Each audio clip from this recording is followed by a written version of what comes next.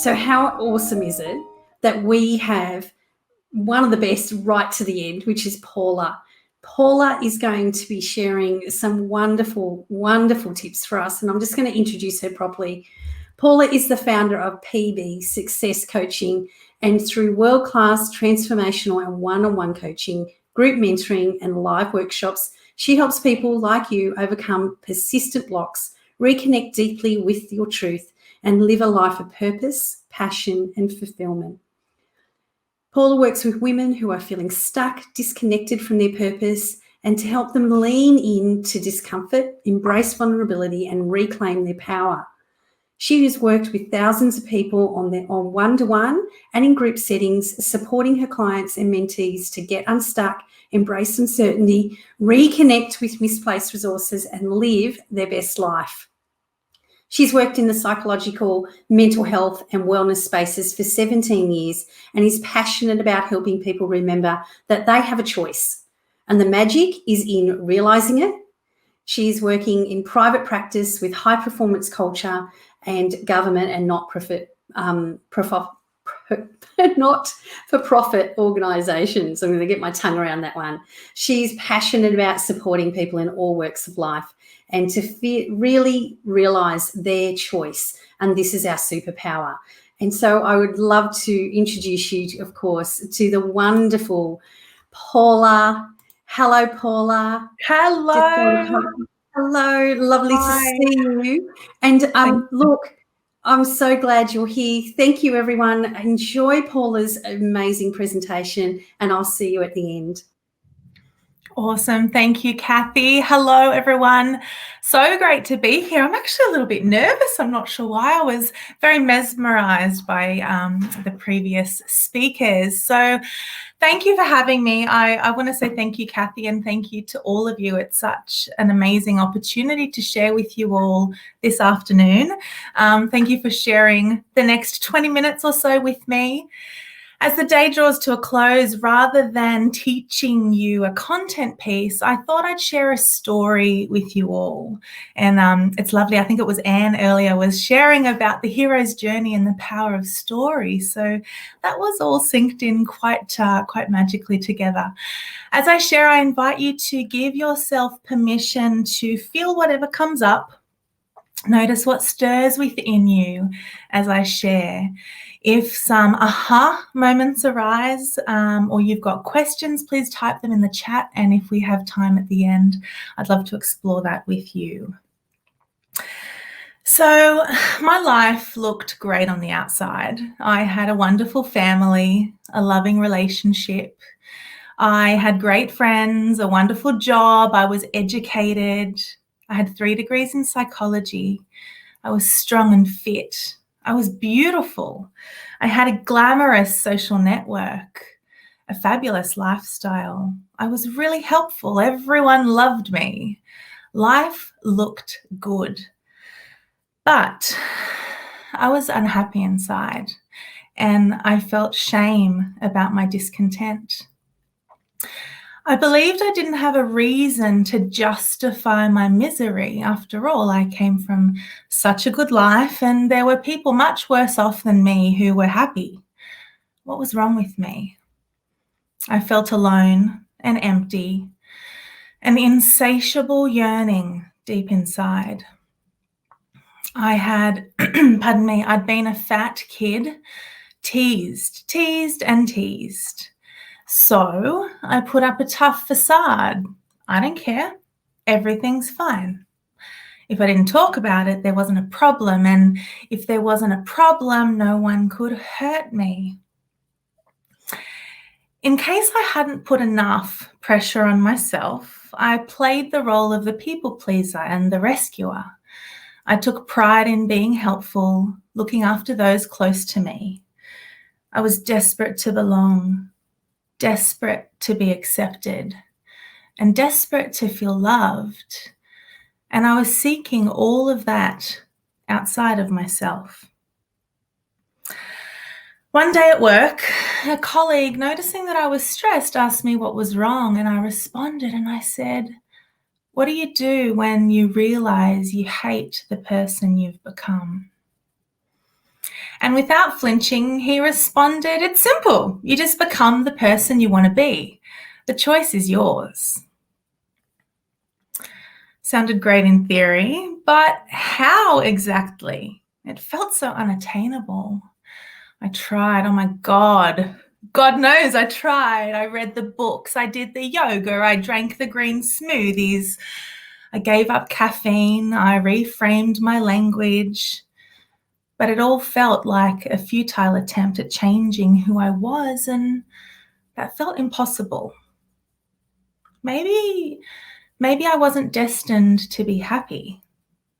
Maybe success wasn't meant for me. Maybe I was supposed to suffer.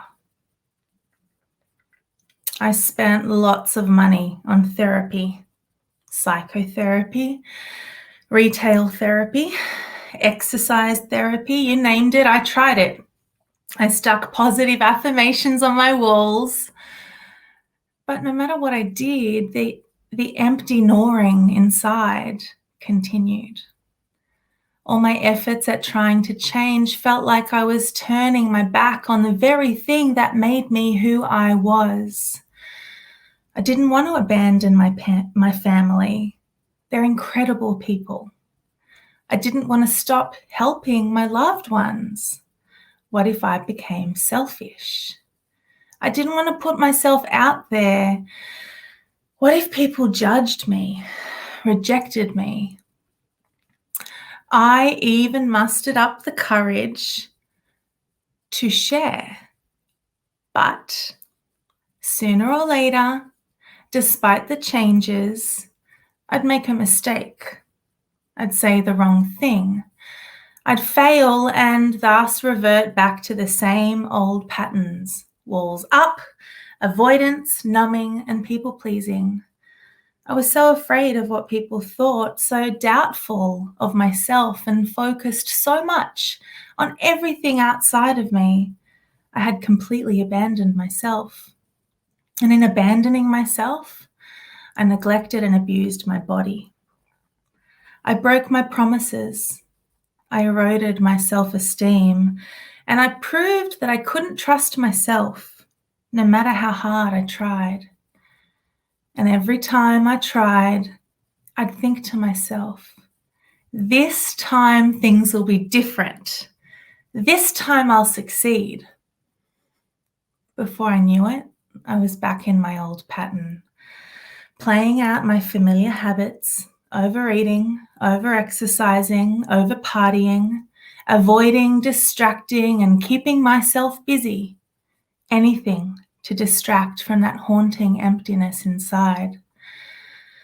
Like any addict who grows tolerant of their vice, so too I became tolerant to stress and disempowerment.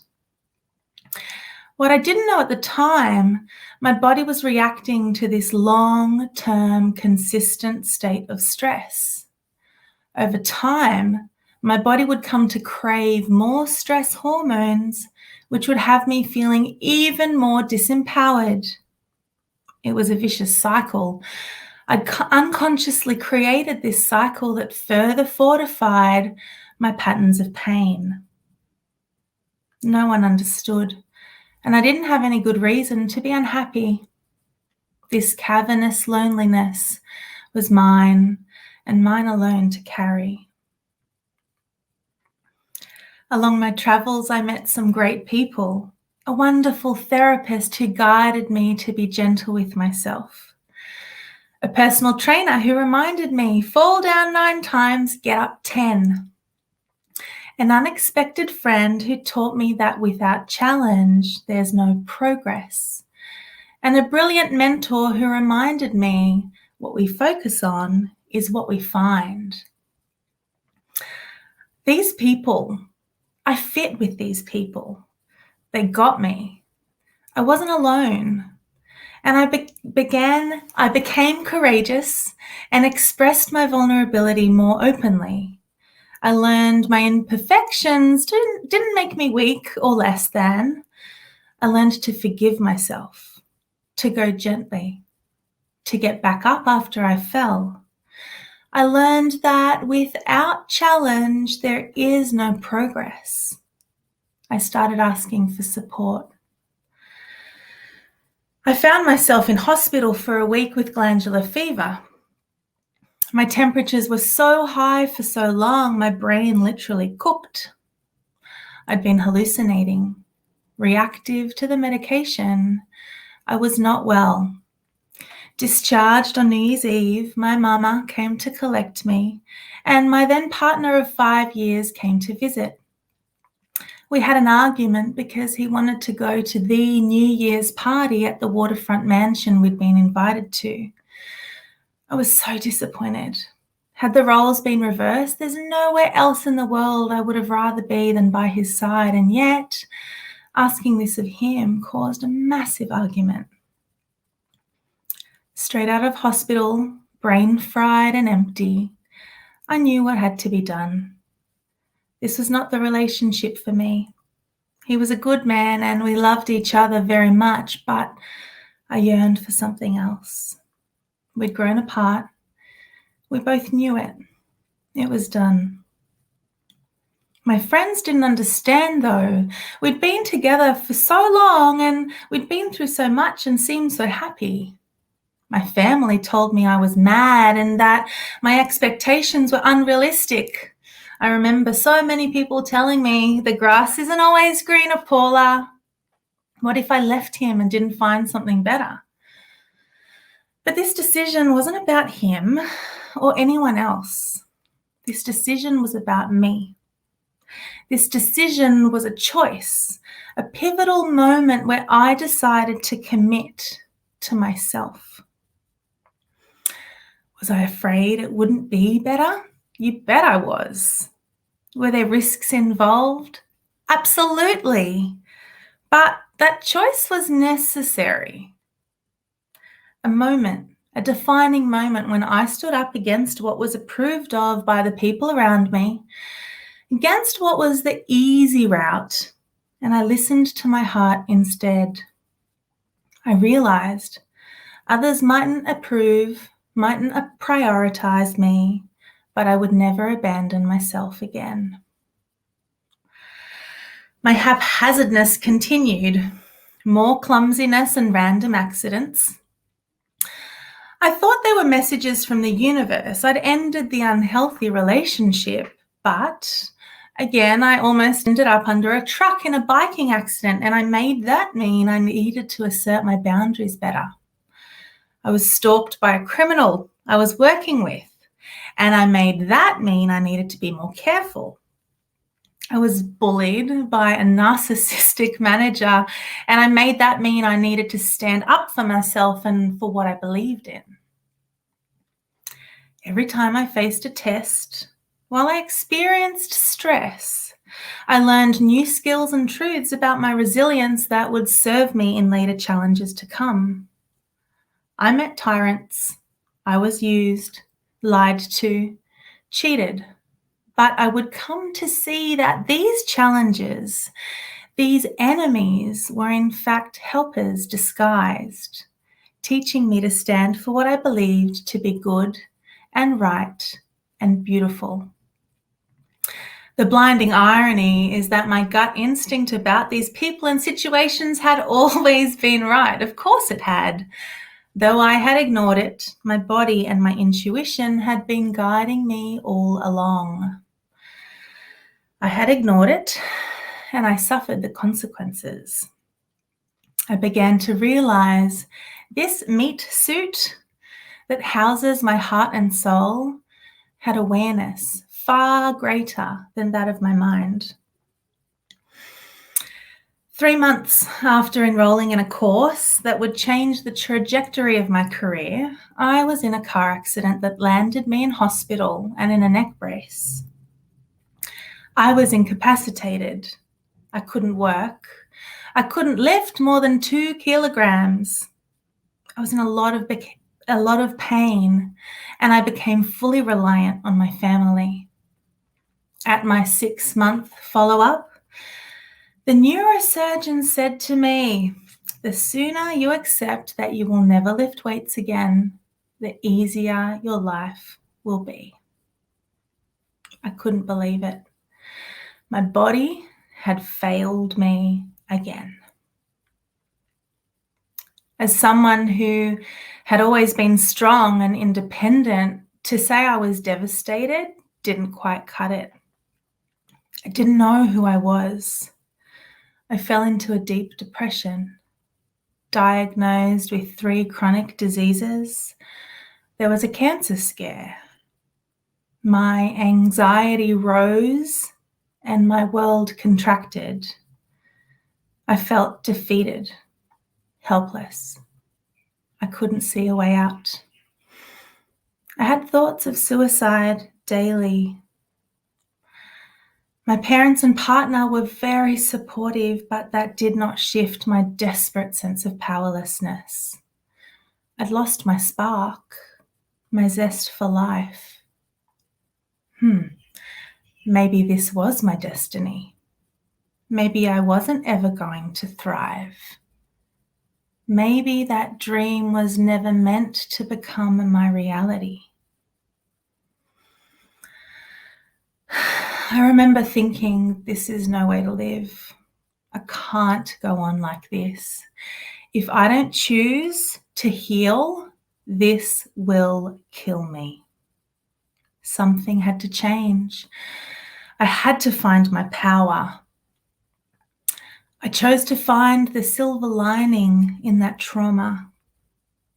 And it turned out that the neurosurgeon was wrong. Not exercising, in fact, exacerbated my injuries. Despite his well-informed opinion, his judgment was erroneous. I wanted to be strong again. This victimhood was no life for me. More than a year after my accident, I rebelled. I started exercising again. At first, I could barely move and everything hurt, but slowly and consistently, and with support, I healed. I learned to listen to my body's wisdom. I learned to listen, to trust her. That inner guidance is what saved me. My choice, again, to lean into the discomfort and find my power.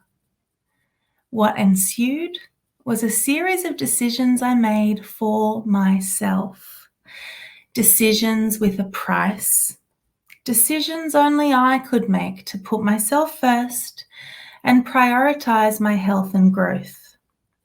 I chose to stop believing the naysayers and listen instead to the voices that believed I could. I asked for more support. I saw healers. I invested in coaches. I had faith that I would flourish again. I committed to taking action and getting back up if I stumbled. You see, when we want to change, want to heal, want to grow, there will always be people who say we can't. They might have the best intentions and they might want the best for us. They might even love us, but their fear will keep us stuck. I learned to listen to my inner guidance. Dig deep. Be still. She was always working for my highest potential, supporting me, having faith in the unseen vision of my dreams.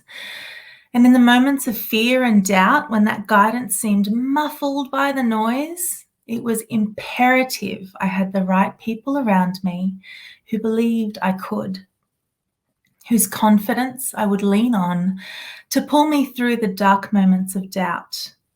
I could not have done it alone. Years later, I was offered a job working for a mentor of mine. It was a wonderful opportunity and I grabbed it with both hands. I was proud that I had grown to a level considered so valuable by someone I held in such high regard. Someone who had played a significant role in my personal development. My friends and family, however, warned against it. afraid that I would change, that they wouldn't see me because this role required some big shifts. But I committed to ignoring the external noise, so I pursued this opportunity for growth like no other. And grow, I most certainly did. As someone once said, no challenge, no progress. And believe me when I say there was plenty of challenge. If I was going to succeed, I'd need to get out of my comfort zone big time. Everything up until then had led me to this opportunity. I was confronted and challenged, and at first, whilst uncomfortable, the challenges made sense. But as time went on, I realized the culture of this organization clashed with my values, conflicted with my ethics, contradicted what I believed in. I became sick again. Exhaustion, body aches and pains. I gained 20 kilos in 12 months. My body was screaming, but would I listen? To go along with the status quo would be the easy path. There was certainty in belonging there, but my heart was furious. I could not abandon myself again, give in to the temptation, or stand in the light of my truth. My path was crystal clear. This time I didn't talk about my plan. I didn't need the counsel of others. My heart knew what was right, and now it was time for me to take courageous action toward my highest desire. The brilliance here is that against all odds, in a time of global chaos, economic disarray, geographic and social isolation, I thrived. I had stood up against a force that didn't resonate for me, and as I took courageous action aligned with my highest desire, multiple opportunities and synchronicities presented. I felt strong. I felt supported, and not by anybody else, but by me. I had my back. I felt whole, powerful, and proud. I was living my truth, standing up for what I believed in, taking responsibility even when times were tough and life was rewarding me. It's quite extraordinary how life meets us where we are at. However, yet again, the challenges arose. Terminal illness of loved ones, deaths of people dear. During the sadness and grief, a lull in my inspiration. Doubt crept in. I questioned my ability to thrive and rise through the challenges. But as I had learned, no mud, no lotus. No challenge, no progress. Rather than making the challenge mean something defeating about me, I chose to stay. I chose to persevere. I chose to do and be my best. That was the power of my choice. I would never abandon myself again. Not surprisingly, as I took responsibility, my business flourished. I attracted aligned clients. My energy returned. I felt great, inspired, vital. My mojo was back. I got back to the gym, lifting heavy weights again, and I shared my lessons with those who wanted to grow. I invested time, energy, and money in what nourished my soul and found myself nestled amongst extraordinary, inspiring, values-aligned, good people. I found my people. The greatest gift was truly comprehending that what we experience of the world is not the way the world is. We experience the world the way we are. All those years of suffering, all those years of disconnection, of feeling stuck, weren't because of anyone or anything else. It was me. When I abandoned myself and ignored my body's cry for connection, I created my own misery and pain. Over time, my habitual disempowered state had created a biological reaction that came to govern and control my mind and emotions. My body became tolerant to the stress hormones they were used to receiving whilst feeling disempowered. Like any addict who grows tolerant of their vice, so too my body became tolerant to the stress and craved more hormones which would have me feeling more disempowered. It was a vicious cycle I'd unconsciously created that further fortified my patterns of pain. I'd kept myself prisoner. It wasn't anyone else. And it was never up to anyone else to save me either. I needed to save myself. I needed to choose health, choose my joy, choose my life. What started as a fixation to the noise and distractions of the world became a deep knowing and a spiritual connection with my highest potential and all the magnificence that involves. The choice was always mine. The question is, what do you choose for you? So that concludes my sharing for this afternoon.